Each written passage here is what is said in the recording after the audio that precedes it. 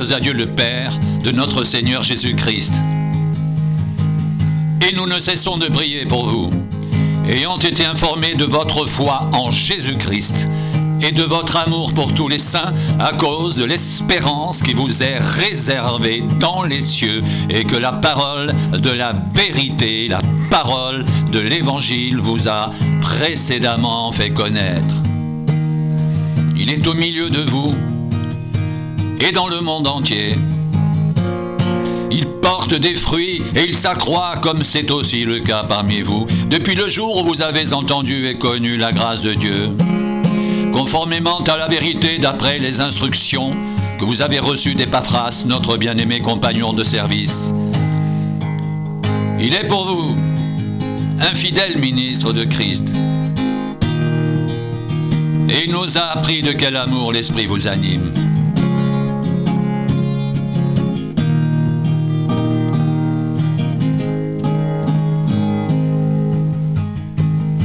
C'est pour cela que nous aussi, depuis le jour où nous en avons été informés, nous ne cessons de prier Dieu pour vous.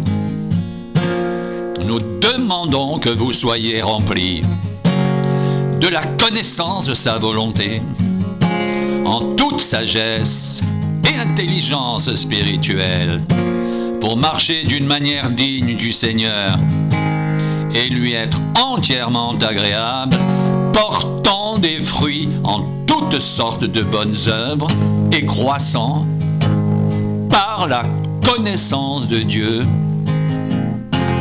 fortifié à tous égards par sa puissance glorieuse, en sorte que vous soyez toujours et avec joie persévérants et patients.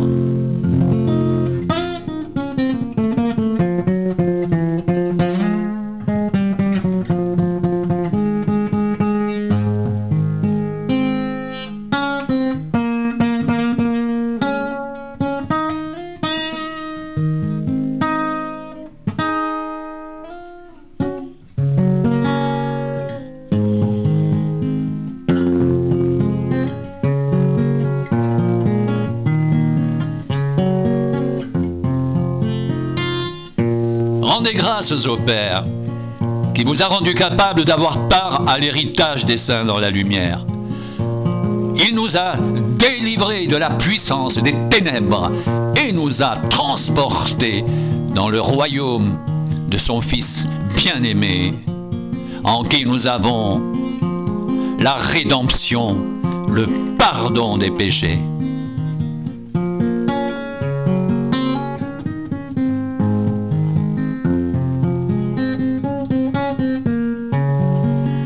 Le Fils est l'image du Dieu invisible,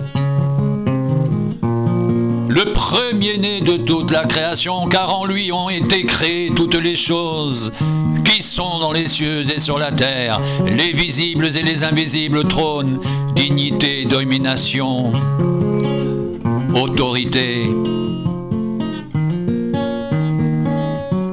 Tout a été créé par lui et pour lui.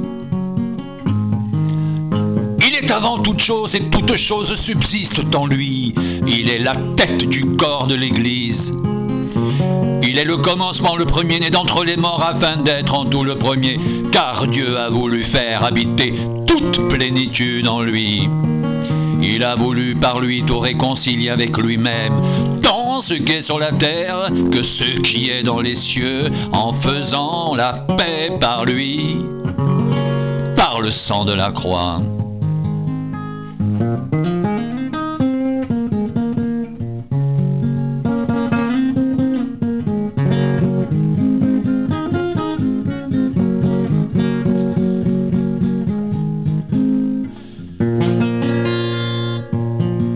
Et vous qui étiez autrefois étrangers et ennemis par vos pensées et par vos mauvaises œuvres, il vous a maintenant réconciliés par sa mort dans le corps de sa chair, pour vous faire paraître devant lui saint, sans défaut et sans reproche, si du moins vous demeurez fondés et inébranlables dans la foi, sans vous détourner de l'espérance de l'Évangile que vous avez entendu, qui a été prêché à toute créature sous le ciel, et dont moi, Paul, j'ai été fait ministre.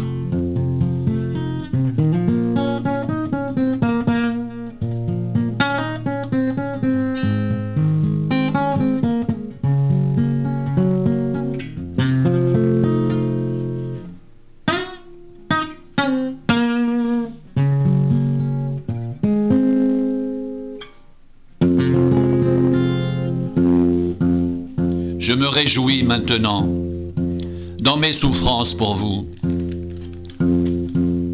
Et ce qui manque aux souffrances de Christ, je l'achève en ma chair pour son corps qu'est l'Église. C'est d'elle que j'ai été fait ministre, selon la charge que Dieu m'a donnée auprès de vous, afin que j'annonce pleinement la parole de Dieu, le mystère caché de tout temps et dans tous les âges, mais révélé maintenant à ses saints. Dieu a voulu leur faire connaître la glorieuse richesse de ce mystère parmi les païens, savoir Christ en vous, l'espérance de la gloire.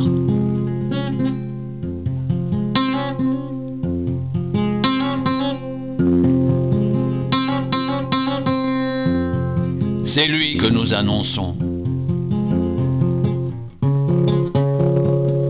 exhortant tout homme et instruisant tout homme en toute sagesse, afin de présenter à Dieu tout homme devenu parfait en Christ. C'est à quoi je travaille, en combattant avec sa force, qui agit puissamment en moi. Je veux en effet que vous sachiez combien est grand le combat que je soutiens pour vous, et pour tous ceux qui sont à Laodicée, et pour tous ceux qui n'ont pas vu mon visage, afin qu'ils aient le cœur rempli de consolation, qu'ils soient unis dans l'amour et enrichis d'une pleine intelligence.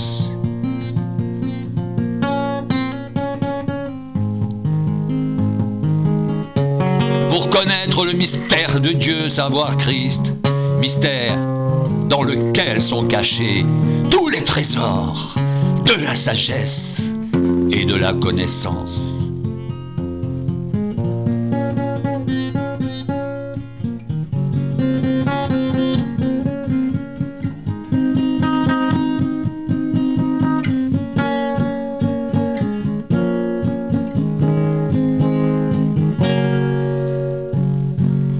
Je dis cela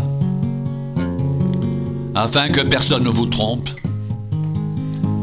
par des discours séduisants. Car si je suis absent de corps, je suis avec vous en esprit, voyant avec joie le bon ordre qui règne parmi vous et la fermeté de votre foi en Christ.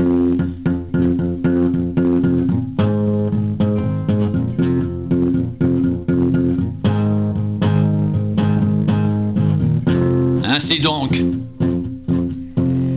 comme vous avez reçu le Seigneur Jésus-Christ, marchez en lui, étant enracinés et fondés en lui, et affermis par la foi, d'après les instructions qui vous ont été données, et abondez en actions de grâce.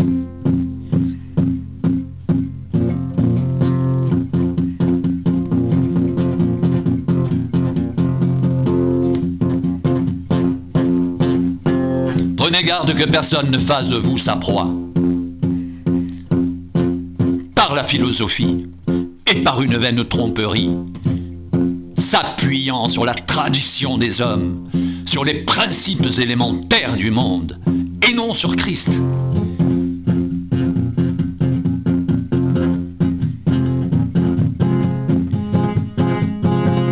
Car en lui, habite corporellement toute la plénitude de la divinité.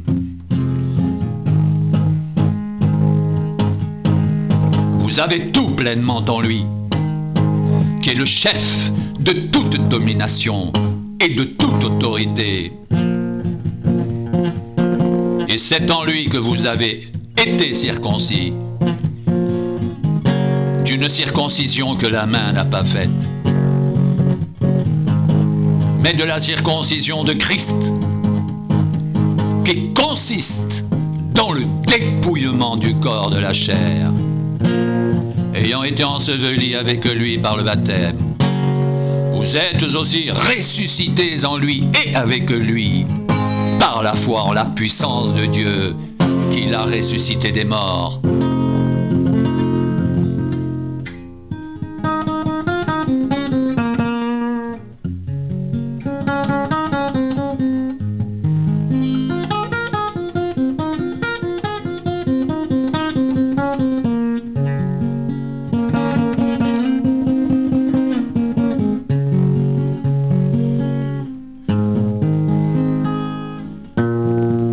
Vous qui étiez morts par vos offenses et par l'incirconcision de votre chair, il vous a rendus à la vie avec lui en nous faisant grâce pour toutes nos offenses.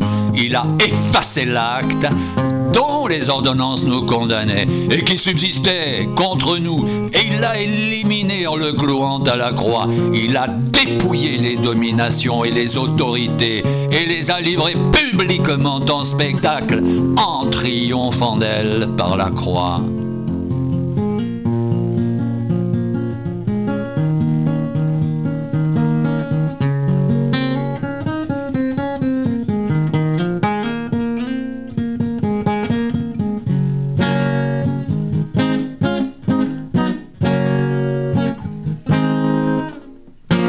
Que personne donc ne vous juge au sujet du manger ou du boire, ou au sujet d'une fête d'une nouvelle lune, ou des sabbats. C'était l'ombre des choses à venir, mais le corps est en Christ. Que personne, sous une apparence d'humilité et par un culte des anges, ne vous ravisse à son gré le prix de la course. Tandis qu'il s'abandonne à ses visions, il est enflé d'un vain orgueil par ses pensées charnelles, sans s'attacher au chef, dont tout le corps assisté, solidement assemblé par des jointures et des liens, tire l'accroissement que Dieu donne.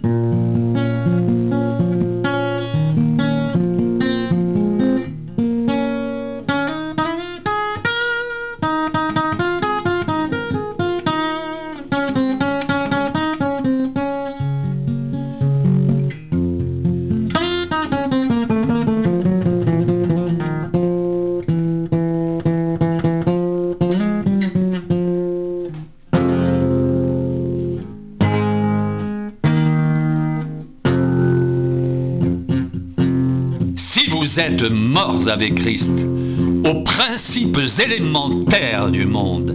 Pourquoi, comme si vous viviez dans le monde, vous impose-t-on ces préceptes? Ne prends pas, ne goûte pas, ne touche pas, préceptes qui tous deviennent pernicieux par l'abus et qui ne sont fondés que sur les ordonnances et les doctrines des hommes. Ils ont en vérité une apparence de sagesse, en ce qu'ils indiquent un culte volontaire de l'humilité et le mépris du corps, mais cela est sans valeur réelle et ne sert qu'à satisfaire la chair.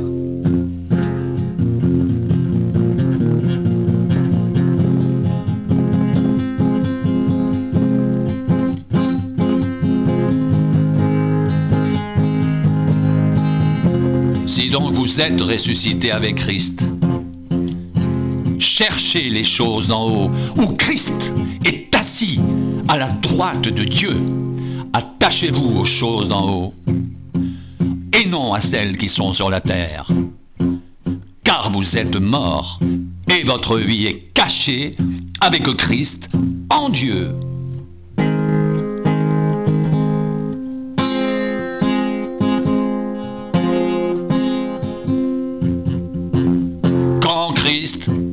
votre vie paraîtra, alors vous paraîtrez aussi avec lui dans la gloire. Faites donc mourir ce qui dans vos membres est terrestre: la débauche, l'impureté, les passions, les mauvais désirs et la cupidité, qui est une idolâtrie. C'est à cause de ces choses que la colère de Dieu vient sur les fils de la rébellion. C'est ainsi que vous marchiez autrefois, lorsque vous viviez dans ces péchés. Mais maintenant renoncez à toutes ces choses, à la colère, à l'animosité, à la méchanceté, à la calomnie, aux paroles équivoques qui pourraient sortir de votre bouche.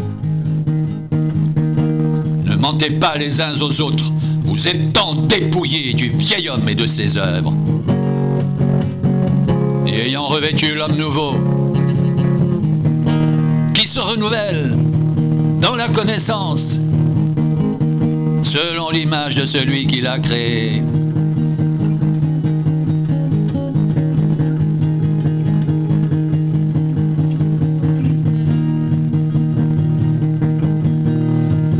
Il n'y a ici ni grec ni juif, ni circoncis ni incirconcis, ni barbare ni scythe, ni esclave ni libre. Mais Christ est tout et en tous.